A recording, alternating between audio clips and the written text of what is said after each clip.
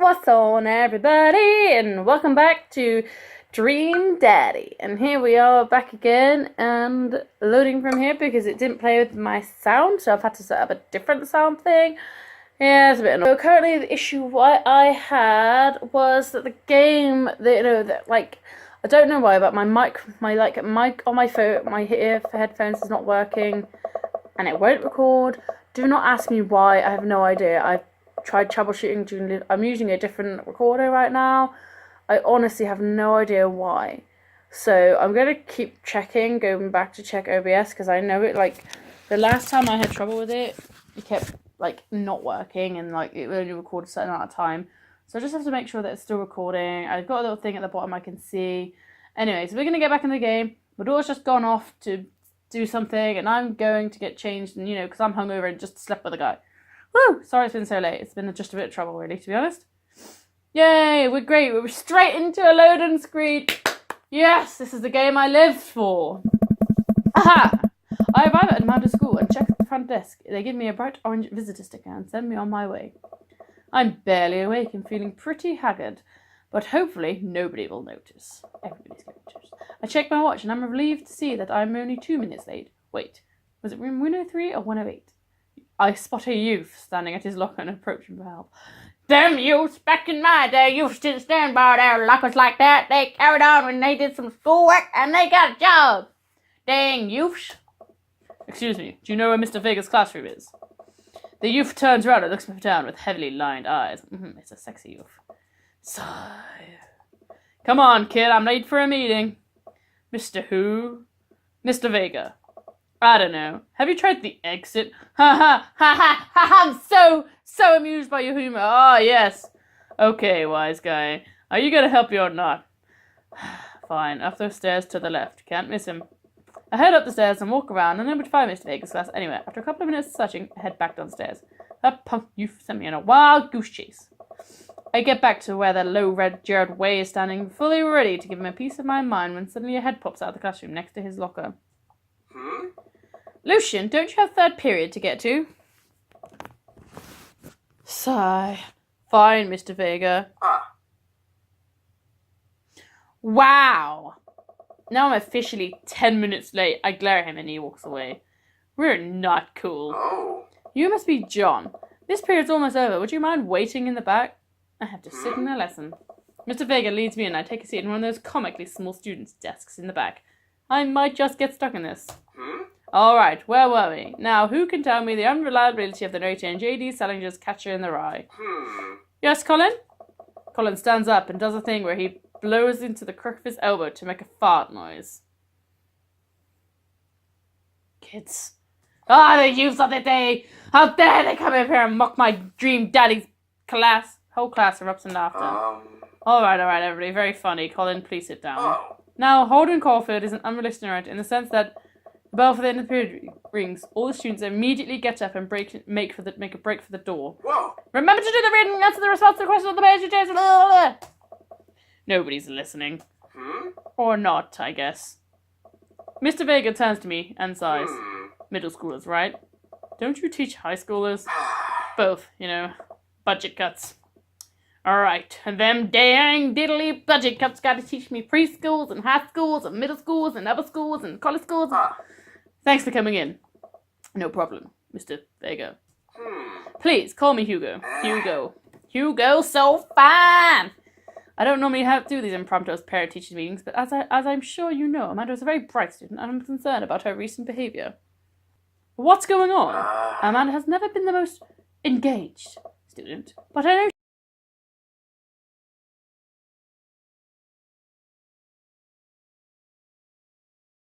I'd normally chalk this up to senioritis, but it's strange. I thought Amanda and I always shared everything with me.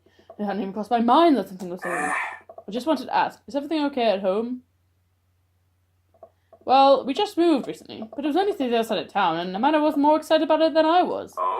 See if you can talk to her about it. I know she values you a great deal, and I'd appreciate your guidance if she keeps heading down this road. I don't know. I know how important our art school is to her, and I would hate to see her miss out on scholarship money that she clearly deserves. I'll make sure to talk to Amanda. Thanks for letting me know. Hey! Anytime. On my way out, I stop and think for a moment. I turn to Hugo. Hey, Hugo. Yes. They ever catch that rye? Ah ha ha, that humor! Arr! Catch from the frickin' rye. Yes! Ah, the love. I leave the classroom and make my way out of school. I'm still a little bit in shock that Amanda was able to hide this so well from me. She's always been a force of positivity in my life. Especially after lost her mother. Amanda must be done with classes for the day by now. I'm sure she would appreciate a ride home, and maybe I can talk to her about what's going on. Come on, Amanda. Amanda, baby, come on. You love your daddy. I'm your good daddy. Come on. I pull up to the car full, and Amanda hops in the passenger seat. So, did you have fun gossiping about me? Mr. Vega and I actually gossiped about our celebrity crushes. So you talked about Mario Batali the whole time. It was a very productive meeting. I'm pretty hungry. Can we grab some dinner? Sure thing. Home or court? Because I feel like we can meet people. Let's go to the court.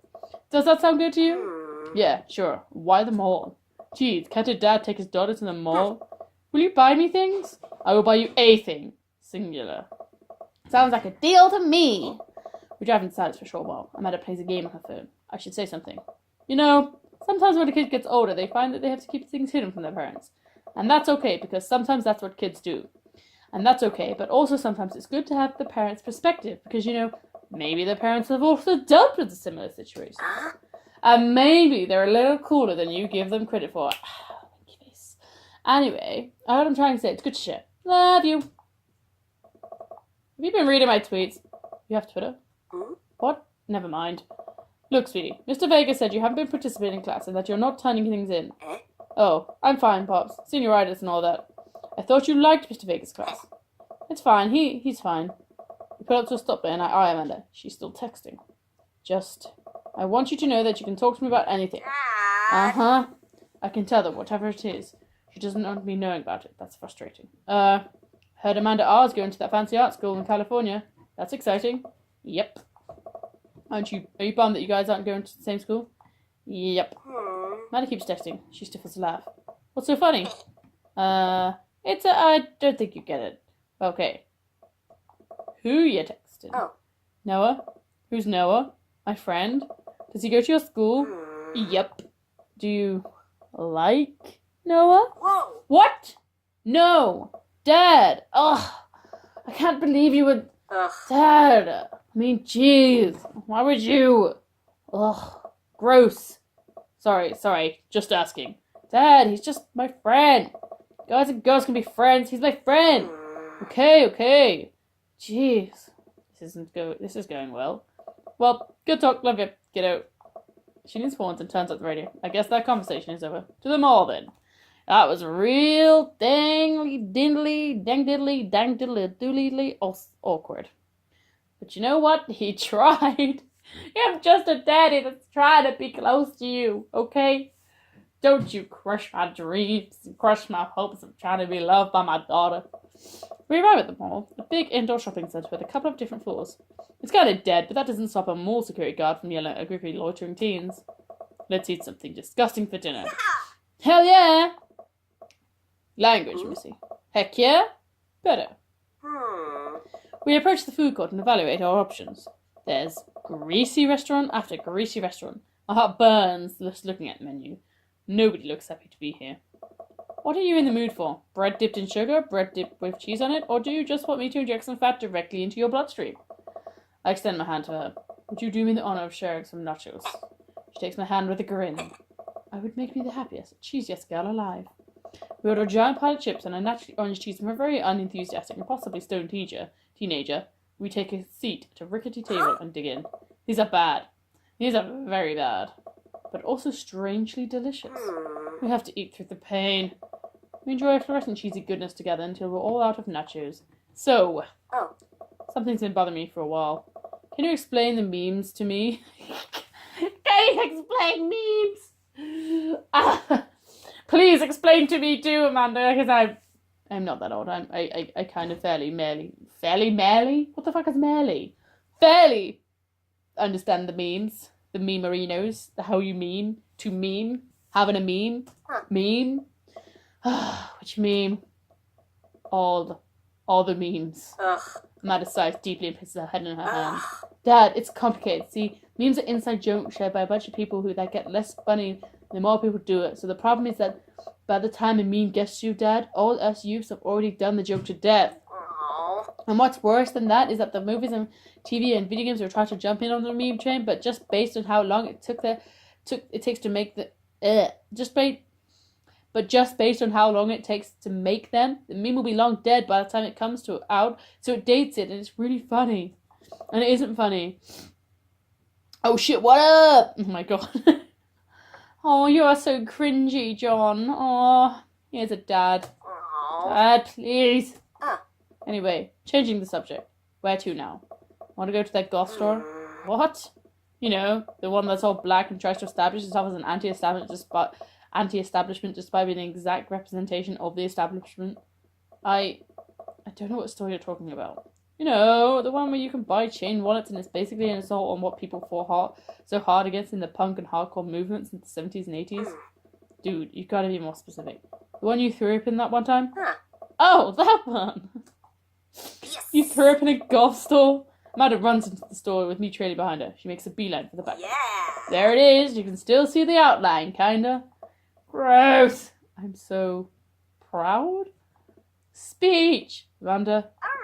Speech. Alright, I'll do it if you stop chanting. Amanda stops immediately. I clear my throat. Thank you all for joining us here today to commemorate this historic moment that would forever shape history.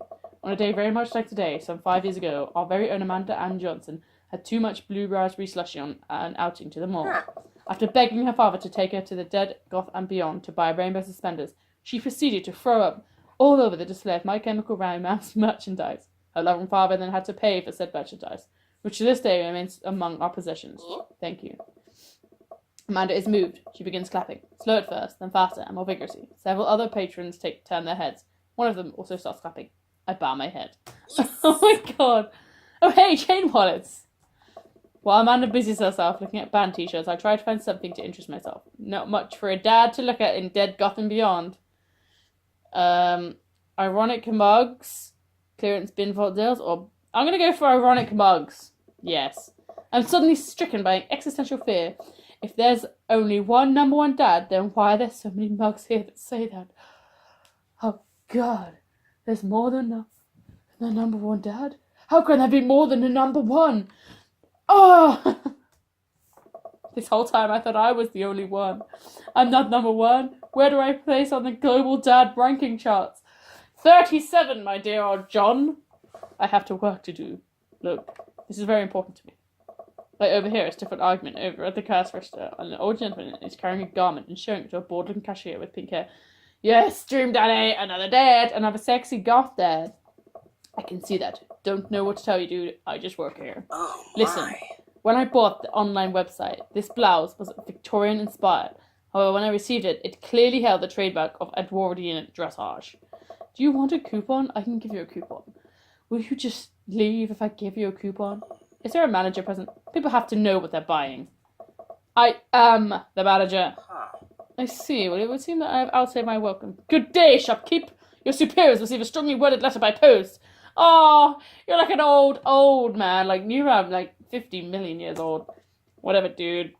The man whirls around and storms out, his literal coattails trailing behind him. I can't tell if they're Victorian inside or Edwardian in nature. Amanda trots up to me with a t-shirt in hand. Oh boy, here it comes. Hey, Dad, Tron 5000. Yes, I'll buy it for you. Wow, that was easy. Thanks. At least it's only one this time. Amanda pops the t-shirt on her coat and grins at the cashier. I love your hair. The cashier says nothing and rings Amanda up, radiating hatred. I hand her a 20. So what's that guy's deal? The cashier rolls her eyes so hard I'm worried she will pull something. That's Damien. He's in here all the time. He's obsessed with Victorian fashion or whatever. She hands Amanda her bag and it's clear the conversation is over.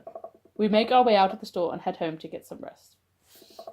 Amanda and I sit on the couch, trying to find something to watch. I missed it. Whoops. My bad. My bee. Oh, cool. Long haul paranormal ice coast go. Oh, cool. Long haul paranormal ice road ghost truckers is on. That is a fucking mouthful. Your favourite, right? Yes, Ice Road Ghost Truckers is my favourite. Oh, hell yes! They have to make it over the Canadian tundra before the ice road melts, but also they're hunting ghosts. Also, the trucks are haunted. This is an episode I've already seen, but it's one of the best. Callum and Flint Dogbone and the twin brother truck driving and ghost hunting duo find themselves in the greatest peril yet. Oh no, the ghost dog going out of control of the truck. I can't steer on them there damn ice roads. They use this EVP meter to try and communicate with the spirits. Flint, we're about to die. Hey, almost got it. If you listen carefully, it sounds like they're saying you're gonna die. That's because we're gonna die, but about to die, you. This is alright. The episode ends, and Amanda excuses herself to go and start arguments on the internet. I stay up a little longer, curious about the exploits of Callum and Flint Dogbone after the disastrous ice road accident. Afterward, I crawl into bed and get a good night's sleep. Morning, sleepyhead. 5 more minutes. You have never ever let me have 5 more minutes, so get up. Fine. We have cereal for breakfast and spend the morning putting together furniture. Wanda is much better at interpreting the tiny manuals. We're able to put together a few shelves on one desk, but I'm pretty sure it was supposed to be a bookcase. So, you excited for the cookout today? I'm all over those terrible store-bought sugar cookies that everyone brings to parties.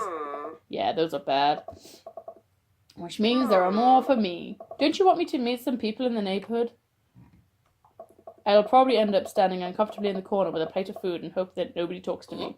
You're a beautiful work in progress. We will get that butterfly to emerge from its cocoon. The social butterfly. Well, we better start getting ready. We definitely don't want to be late.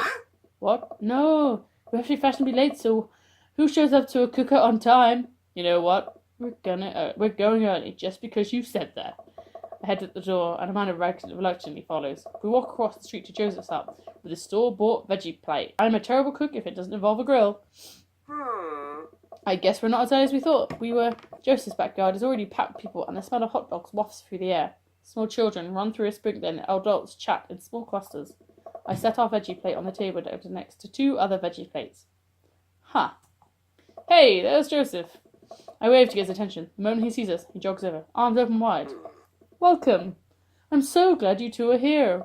And you bought veggies. Let me introduce you to my family. Kids, come on over here. This is Chris, my eldest. Oh, he's a moody little kid. Hi. This is Christian and Christy. They're twins. Oh my god, they're so creepy. Ah! They stare creepy and say nothing. And of course, there's our youngest, Krish. Wait, where's Krish? Maybe Mary put him in his crib. Oh no, it's the woman from the bar from the other night. What is she doing here? Oh, and how could I forget my lovely wife, Mary? What? What a bitch! Joseph pecks on the cheek. She smiles. Ah, Mary, sweetheart, did you put Krish to bed? I'll have to go look for him. What? You'll have to... Joseph takes a moment and regains his composure.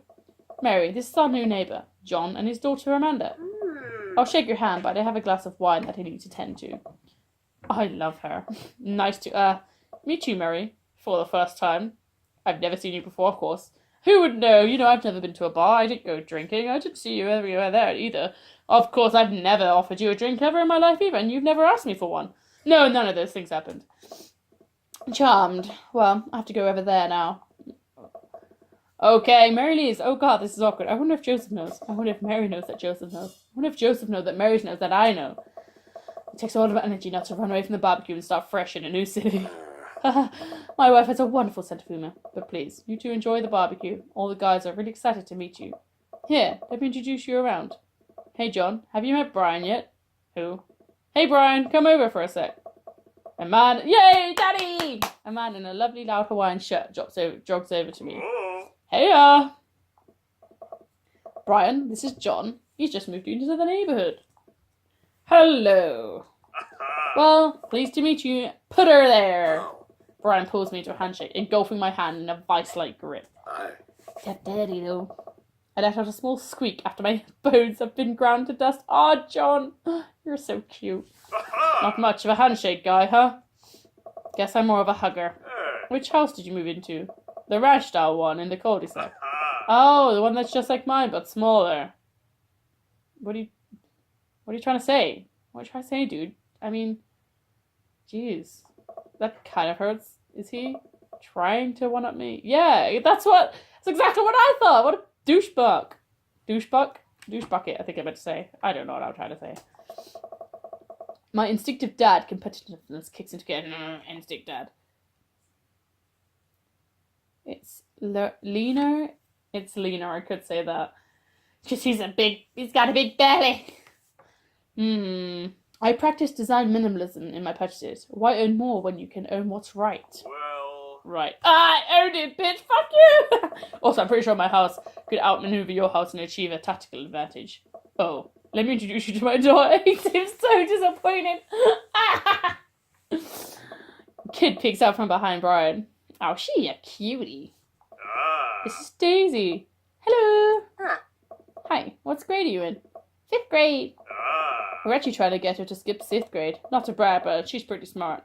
Not to brag? That's exactly what bragging is. I need to get this back down to earth. Amanda's smart too. Thanks, Dad. Well, I'll be around the pod if you feel like saying hey later. You got it. Wow, I think I've actually met everybody else. Great. I bet you're excited to get to know everyone better. Hope you both enjoy yourselves. Amanda and I mill around and try some food spread on the table. I pick up some deviled eggs, and Amanda grabs a small paper plate and immediately begins piling with baked goods. Oh, I don't want to have to make friends. Come on, Dad. Who are you going to party with when I go off to school? But I don't want to have to do pleasantries. Dad. Oh, they're going to talk about the weather. Go, do it. Make a friend. But how could I possibly abandon my only child at a social function? That's bad parenting. This is a plate of cookies. It's my new dad. Bye. Oh, Amanda shoves me to the centre of the yard. Well, here goes nothing. I look around the party, and I'm surprised to see some familiar faces. Isn't that the barista from the Coffee Spoon? Oh, dang, Robert's here. Robert. That guy who kept trying to one-up me. Isn't that the guy who was throwing a fit at Dead Goth and Beyond? Is that Amanda's teacher? Hey, I know Craig. But wait a second, all these people live in our cul-de-sac? That can't be right. I better investigate. I'm gonna go for Matt, Hugo, and Craig.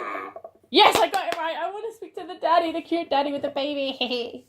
Matt and Hugo seem to be embroiled in a intense discussion. Craig looks on, smiling politely. I'll walk over and say hello.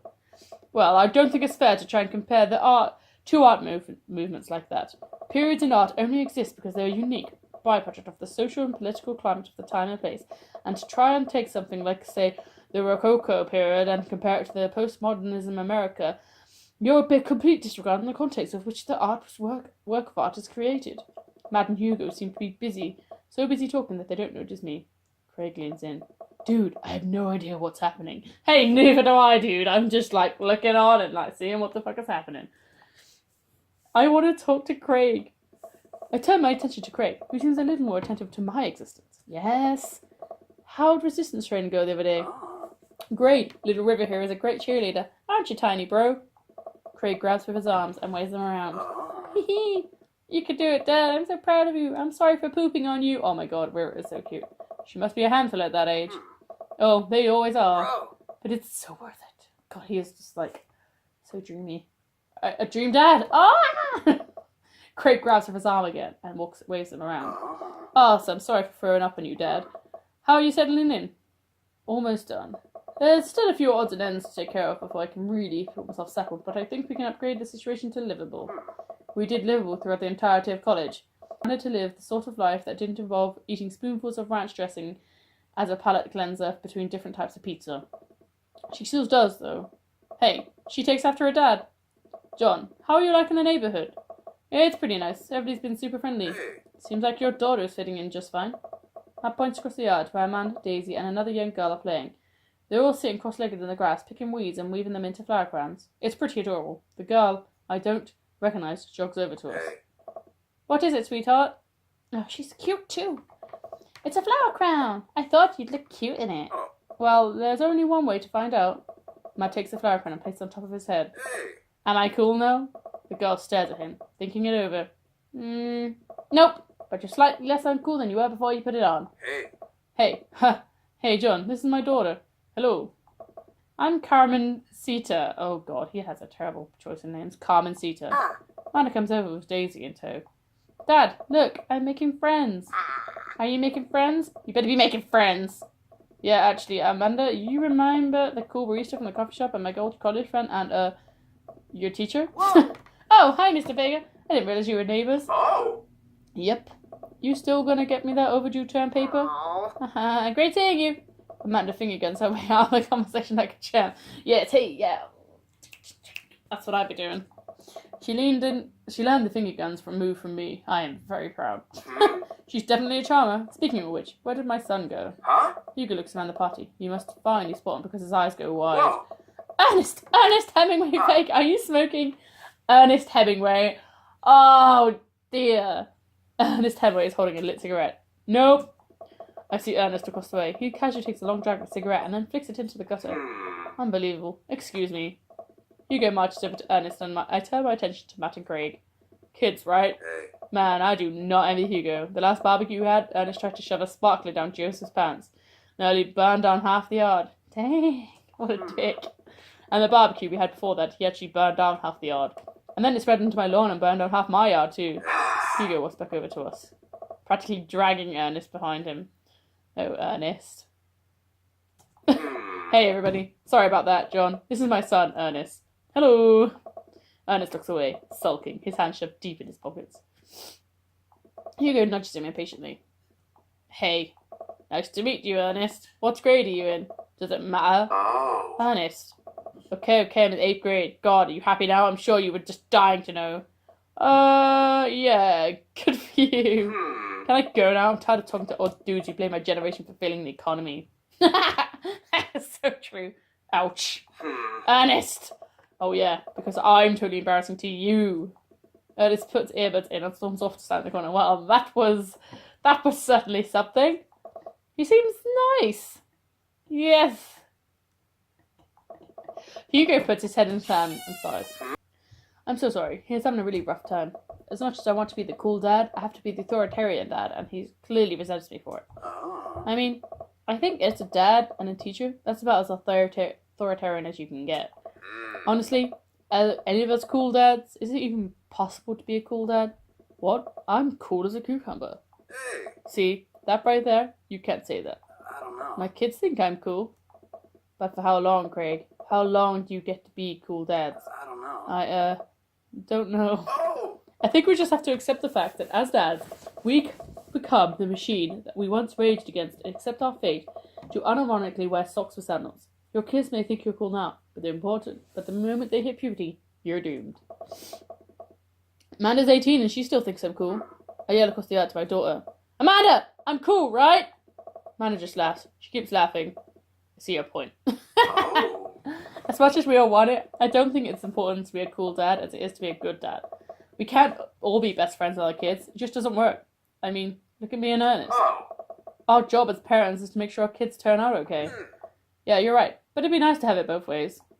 Hearing these guys talk about this makes me think of my relationship with Amanda. We got along well, but there might be a time when it won't be like that. Is college when that happens? Hey. Don't let it see you behind, John. Go meet some of the other people around the neighbourhood. Okay, Robert and Brian. I walk over to Robert and Brian who are chatting over drinks, determined not to be weird about what happened that night. I hope Robert feels the same. Hey, guys. John, how the heck are you? Settling to the neighbourhood alright? Oh, you betcha got the living room in order at least. That's great to hear. I've been doing the living room with work as well. Finally got that 50-inch in there. The game looks great in high def. Oh boy, God, he's determined to one up everything, isn't he? John, have you met Robert yet? Yeah. Oh, he is sexy. I mean, look, he's a bad dad, but he's cool. Hey. Robert takes a long sip of whiskey. Robert robotically extends a hand. I shake it as he stares unblinkingly into my eyes. Oh God, what does this mean? How's it going? It's good. Robert focuses on the whiskey he's holding. He takes a long sip. Great! Look at my friends becoming friends. Us dads gotta stick together, you know. Us dads? Robert has a kid? Oh, I didn't know you had kids. Robert continues to stare at me. Jesus, does this guy have a blink? Yep. Robert! The man of many, many words. Of course, I know Robert. Cool. That's cool. We stand in incredibly comfortable silence for several moments until we gotta get off this haunted truck. Oh no, the ghost locked its doors. Daisy and Amanda ran up to us. Thank God. Quick, hit the emergency escape button. But trucks don't have emergency escape buttons. Then hit the brake, I guess, and then we'll get out of the truck. An imaginary truck. Anyway, we're safe from the ghosts, but how will we ever survive the Arctic tundra? Daisy, you might have to eat me. Are you prepared to do that? I'm prepared to do anything to survive. That's cold-blooded. I like that.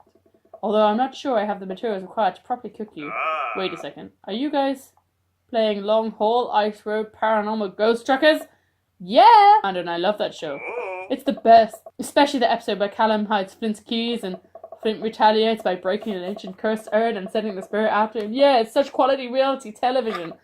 Alright, Daisy, I found us a couple of bugs. They're going to be a great meal. Lots of protein, going to keep us from starving out here in the harsh, icy wasteland. But there's a whole table of food right over Daisy, it's a game. We're playing pretend. It's what kids do. Live a little. Amanda gives Daisy a handful of gummy worms from the snack table. They eat them with mock disgust. Let's go find kindling for our fire. Okay, but not an actual fire, because we're playing pretend. Now you're getting it. Daisy and Amanda run off. What a cute couple of kids. I turn my attention back to the conversation, but wait, where did Robert go? I skim the party and finally find him and talk to Mary. Does he not want to talk? Man, I've never seen her get along with anyone so quickly. I snap out of my Robert-induced haze. I guess Amanda just sort of has a way with kids. That's kind of amazing. Daisy doesn't really get along with kids her age. It's nice that he's not trying to one-up me this time. Maybe we can have a regular friendship after all. Really? She just kind of keeps to herself. Her teacher says she spends every recess in the library. I think the other kids are intimidated by her intelligence. And there it is, back again with your upping me all the time. Yes, your kid's crazy and brilliant and genius, whatever. I wouldn't worry about that too much. Amanda was shy at Daisy's age too. She used to have a habit of crawling under tables and crying every time we took her to a restaurant. She bit people too. Oh, kids, right?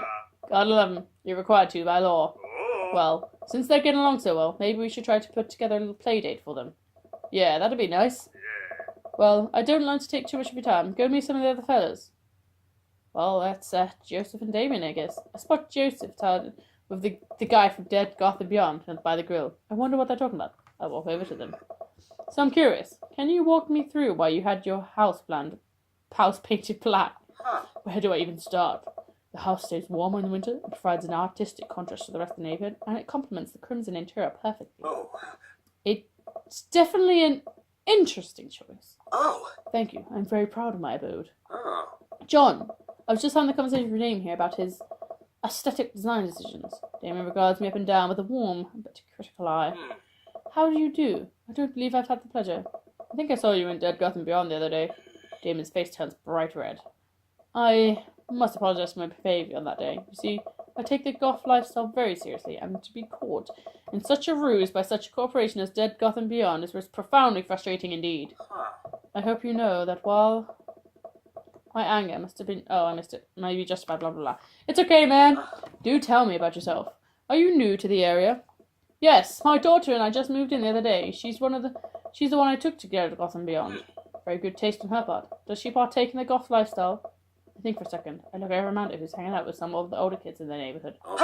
Hey, Amanda! Would you consider yourself a goth? Amanda yells back. I wouldn't necessarily try to fall under one specific label, but I guess if I had to choose, I'd more describe myself as a twee hipster with some normcore leanings. That's so funny. Bats are cool, though. Pity. Are you enjoying the party so far? Oh, definitely. Thanks so much for putting this on. It's nice to be in a cul-de-sac where everyone's so friendly and welcoming. Amanda walks up to the conversation. I also like The Lost Boys a lot. Really good movie. Does that count as goth? That it would, my dear. I don't believe you've had the pleasure of meeting Damien Bloodmarch at your service. He's literally called Damien Bloodmarch. Oh, wow. Damien finishes the sentence with a flourish and a bow, producing a single rose and offering it to Amanda. Amanda blushes and returns a gesture with a curtsy. My, do you know how to treat a lady? Hello, Amanda. Oh, they said that the same. Seemingly out of nowhere, Joseph Tim's kids reappear. Are they speaking in unison? Hey, won't you come and play with us? Come play. Won't you come and play with us together? Yes, play. Oh, God, that's creepy. Come play with us forever. Oh, God. Guys, enough with the creepy twin shtick. We've talked about this. Christian and Christy slowly back away. Why name them Christian and Christy? Like, where do you think they got that from? Mary pops into the conversation, wine in hand. I don't know. Mary takes a long sip of wine. I think I might have taped over the VeggieTales VHS with The Shining. Who knows? She takes another sip of her wine. Where's Krish? Wasn't he with you? You had him a moment ago. He's probably suffering dirt in his mouth. He'll be alright. Toddlers are pretty resilient. Mary tips her glass to me. Ain't my first time to the rodeo. It's my fourth. I've squeezed 4 little... Sweetheart, would you do me a favour? Please find Krish. That would be great. Oh my god. I'm sure he's fine. Mary. Okay, jeez. Mary finishes the wine and wanders off. Dad, can we go now? Oh, it's a guy. Oh, no. It's that annoying little goth little shit that took me the wrong way. You're a bum. Lucian. That's not surprising. His name's Lucian. His dad like that. Have I introduced you to John yet? Hey, it's that pug from Amanda's school. I remember you. Whatever. That's no way for a young man to speak to his elders. Be polite. Lucian bows. Fucking hell. Whatever. Sir. Lucian bows again. Mr. Christensen, may I have a veggie burger? Sir. Coming right up, bud. Are you a vegetarian? Yep. Make that 2 veggie burgers. Did you know that some people in the Victorian era were vegetarians? They described carnivorous people as bloodlappers. Dad. That's real interesting, Damien. Joseph turns to the grill. Just a hint of tattoo peeks from under his sleeve. I can't believe I didn't know this before. It looks like the bottom of an anchor. Whoa, is that a tattoo? Wow. Yep, I wasn't always a youth pastor, you know. That's so cool. Want to see mine? Oh my god, you have a tattoo? What? Lucian pulls back some rubber braces, revealing a lopsided 666 in black ink. My buddy gave me a stick and a poke tattoo like me. I think it's healing out pretty good. Lucian! We'll talk about this later. That's pretty cool. What's the significance of the tattoo? I don't know. I thought I just looked sick. Well, in my opinion, the only reason you need a tattoo is because you want one. Careful, though. That number carries weight. Man, Joseph is way cooler youth pastor than I thought. I just figured youth pastors popped out of the womb into the Bible. What he did before preaching. And without further ado, let's work some magic. Joseph closes his eye, takes a deep breath, and gets to work. With the greatest of ease, he says patches on the grill, flourishing as he flips his spatula in the air. It's easily some of the best grill work I've ever seen. You guys think it's my first time in front of a grill? He's working fast now, effortlessly tossing the cheese onto patties and perfectly grilling onions on the side.